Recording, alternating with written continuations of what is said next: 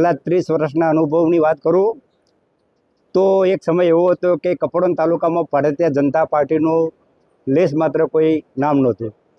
હાલ પંચાયતી પાર્લામેન્ટ સુધી તમામ હોદ્દેદારો ભારતીય જનતા પાર્ટીના છે અને નરેન્દ્ર મોદી સાહેબનું દેશ અને દુનિયામાં નામ છે.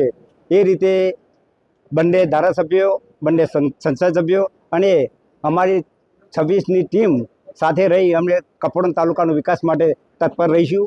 બધા એકમેક થઈ અને કામ કરીશું એવી બધાની અપેક્ષા રાખું છું.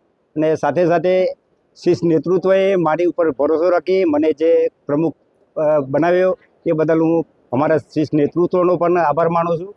સાથે સાથે પત્રકાર મિત્રો અને વહીવટીતંત્ર તમામનો આજના પ્રસંગે આભાર માનું છું.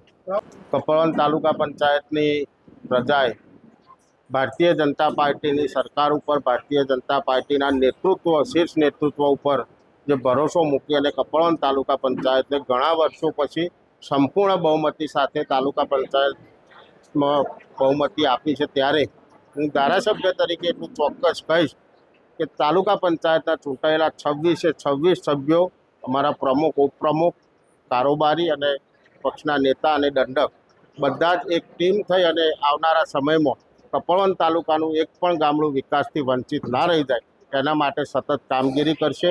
કપડવંજ તાલુકાના અંતરિયાળ ગામડાઓની અંદર સિંચાઈનો પ્રશ્ન હોય, રોડ રસ્તાનો પ્રશ્ન હોય તો એને અગ્રિમતા આપી અને પ્રશ્નોનું કાયમી નિરાકરણ કરવા માટે સતત અમારી તાલુકા પંચાયતની ટીમ એક ટીમ તરીકે કામ કરી અને કપડવંજ તાલુકાને વિકસિત તાલુકો બનાવશે.